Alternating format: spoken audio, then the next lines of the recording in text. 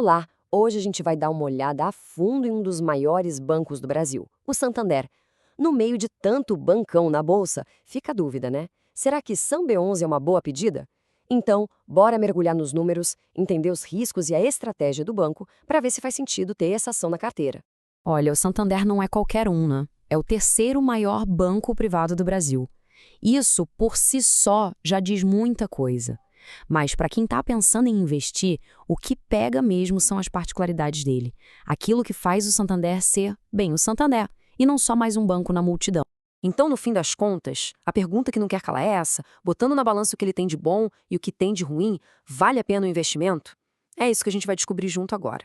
Para a gente começar do começo, vamos entender qual é a do Santander. Afinal, quem é esse gigante gringo que joga tão pesado aqui no Brasil?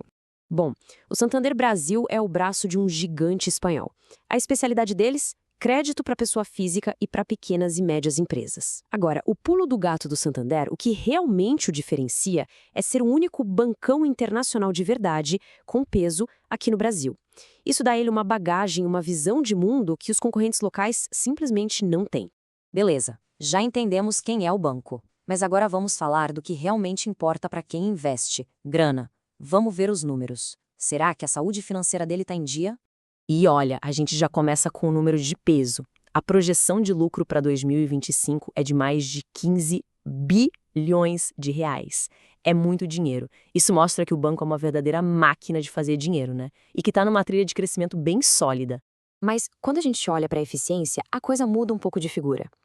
O ROE, que é basicamente o termômetro de quão bom o banco é em gerar lucro com o dinheiro que tem, fica ali na casa dos 17,5%. O que é bom, não vamos negar, só que tem um porém. Quando a gente compara com o principal concorrente, o Itaú, que roda com mais de 20%, a gente vê que o Santander não é o líder da turma. Ou seja, é um bom aluno, mas não é o primeiro da classe. Agora, se o foco é dividendo, se a ideia é receber aquele dinheirinho pingando na conta, aqui tem um ponto bem importante.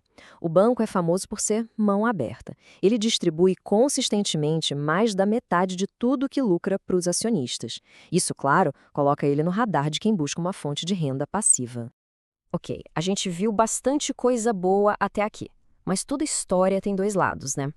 Agora a gente chega no ponto mais delicado da análise. Qual é o calcanhar de Aquiles do Santander hoje? Essa frase de uma análise do mercado resume bem a ópera.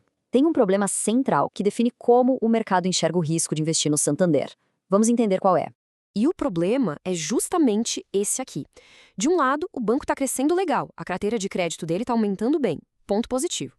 Só que, por outro lado, uma parte desse crescimento vem porque ele está topando um risco maior, emprestando para um público um pouco mais arriscado. É a clássica faca de dois gumes. Mas a boa notícia é que a diretoria do banco não está parada. A estratégia deles agora é justamente atacar esse ponto fraco. O plano é focar em empréstimos mais seguros, pisar fundo na digitalização para ser mais eficiente e, claro, cortar custos onde der. No fim, o que eles querem é um lucro mais limpo, sabe? Um lucro com mais qualidade. Certo. Agora que a gente já tem um raio-x do Santander, a pergunta é: como ele fica na foto quando a gente coloca ele do lado dos outros gigantes do setor? Essa tabela ajuda a gente a botar as coisas em perspectiva. Olha só, na rentabilidade, o ROI, a gente já viu que ele perde para o Itaú. Quando a gente fala de preço da ação, o tal do valuation, ele está ali no meio do caminho. Não é tão caro quanto o Itaú, mas também não é a pechincha que é o Banco do Brasil. E aí vem o ponto-chave, o risco. Nesse quesito, ele é visto como mais arriscado que o Itaú. E até nos dividendos, que é um ponto forte, ele é bom, mas o Banco do Brasil costuma ser ainda mais generoso. Então, resumindo a história do Itaú, ele é a grife do setor. É a qualidade premium, a referência que todo mundo olha para comparar eficiência e segurança. O Banco do Brasil, por outro lado, é aquela aposta de valor. É a ação que está barata, que paga um caminhão de dividendos, mas esse preço baixo vem com um risco maior na bagagem, muito por conta da questão de ser um banco estatal, né? Já o Bradesco está numa outra pegada. O mercado olha para ele hoje e enxerga uma história de virada de jogo, um potencial de turnaround. A aposta é que os resultados dele podem dar um salto e melhorar bastante. E onde fica o Santander nessa história toda? Pois é, ele está bem no meio-campo. É o banco do equilíbrio, sabe? A identidade dele é essa mistura. Ele entrega bons resultados, mas tem sempre aquela sombra do risco de crédito por perto. Beleza, já viramos o Santander de tudo que é lado. Mas na prática, o que a gente faz com essa informação toda? Vamos amarrar as pontas e construir a tese de investimento. Então, quem está otimista com o banco, o chamado bull case, se apega no ROI, que é sólido, nos dividendos que são gordos e no fato de ter um gigante global por trás dando suporte. Agora, quem está pessimista, o bear case, aponta o dedo exatamente para o risco do crédito, para um crescimento que pode ser mais devagar e para o fato dele não ser tão eficiente quanto o Itaú. Essa frase aqui, olha, resume perfeitamente o que o mercado pensa.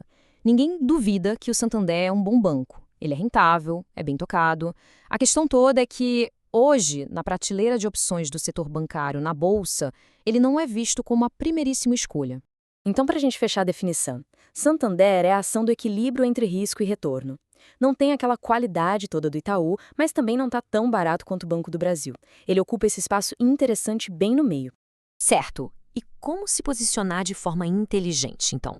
A estratégia que parece fazer mais sentido é a seguinte: não pensar no Santander como o ator principal da carteira de bancos, mas sim como um bom coadjuvante, uma peça para complementar, com foco total em receber dividendos. E o timing? O ideal é ficar de olho e aproveitar quando o mercado estiver bem pessimista para comprar a ação mais barata. E para a gente terminar, fica essa provocação final. Depois de tudo que a gente viu aqui, qual seria o papel do Santander numa carteira de investimentos? Seria a peça-chave, o centro das atenções, ou um excelente complemento, trazendo equilíbrio e dividendos para a mesa? Bom, essa é a decisão estratégica que cada um precisa pensar.